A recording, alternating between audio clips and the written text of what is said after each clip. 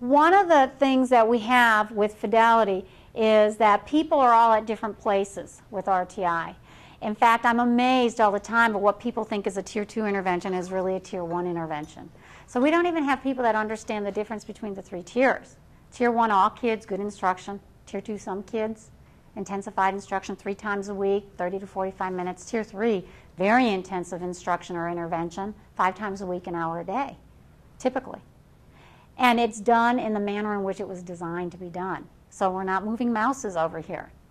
And when we do Marzano's works and we're connecting kids using anchoring activities in the classroom, we really are.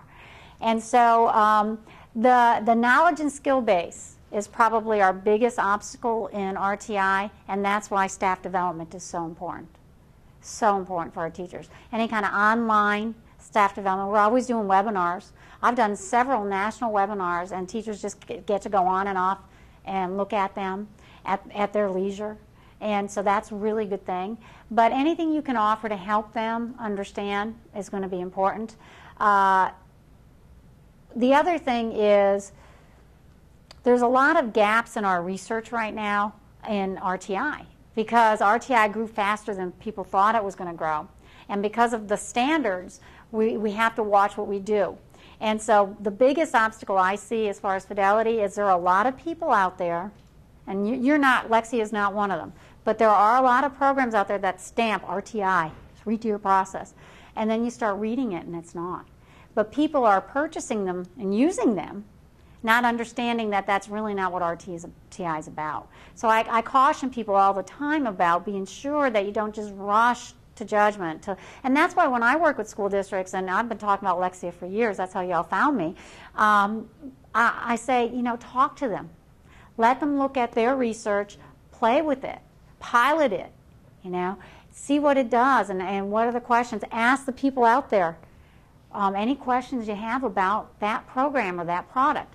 The biggest thing I'm seeing is there are a lot of products out there just talking about the reports and their data collection, and I look at it going, that is not progress monitoring. That's diagnostic. Diagnostic is important. We want diagnostics, but progress monitoring talks about learning rates, talks about foundational skills for kids. Diagnostics tells us how to use the intervention, right? Two different things.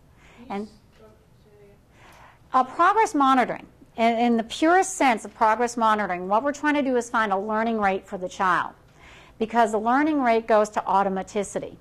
Automaticity connects to short-term memory. Now, short-term memory is where all learning occurs, right? First stage in all learning. So the goal is for your kids that are struggling learners, that might be slower learners, or may have some things impacting learning, but they're not learning disabled, we have to get their short-term memory to automaticity. And if they have automaticity of those foundational skills, that frees up the brain to higher order problem solve.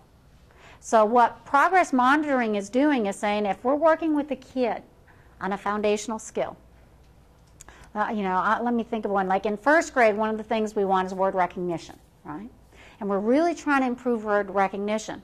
Well, at baseline, first day of intervention, Andrea is reading or recognizing words about 8 words correct per minute. Well, we want her to have way more than 8 words correct per minute. So we're going to look at the research and says if we do the intervention right, we would expect an increase in rate to 1 word correct per minute a week over 12 weeks. So we're going to take it from 8 words correct per minute to 20 words correct per minute. That's our goal. And that does not tell us how to do the intervention, does it? All it's doing is monitoring, is the intervention working? And in the sense that we're increasing automaticity of a foundational skill, so when that child is sitting in the general ed class getting grade level instruction, they don't have to spend all their time trying to do word recognition. Their brain is now moving towards that higher order learning. Now, the other reports that you have in Lexia, the diagnostics, they're the tools that tell the teacher which skills they should be working on.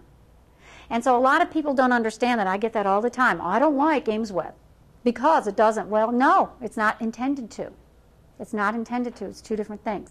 That was when I did my doctoral training, I was doing research on curriculum-based measurement, which is now what we call AIMSweb, Mark Shin's projects, because Ed Shapiro and all of them were working on it, and that was 25 years ago. And that was the biggest thing that we had back then, as I see it now here in Texas, is that teachers aren't understanding progress monitoring does not drive the intervention. It just tells us is it working? The diagnostics drive it, and that's been a big misperception in a lot of our districts with all of our teams. And so I get that all the time. I had a principal say to me the other day, I'm not doing universal screening because it's not telling me what I need to know. Well, no, it's not supposed to. It's just telling us where your kids are at one brief period of time from an automaticity for foundational skills at grade level.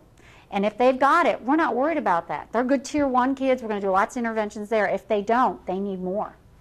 And so that's when you need to think about the different types of assessments. That's probably the biggest obstacle I see for connecting and aligning intervention with assessment, is we're not understanding what assessments do what. And so we look at that.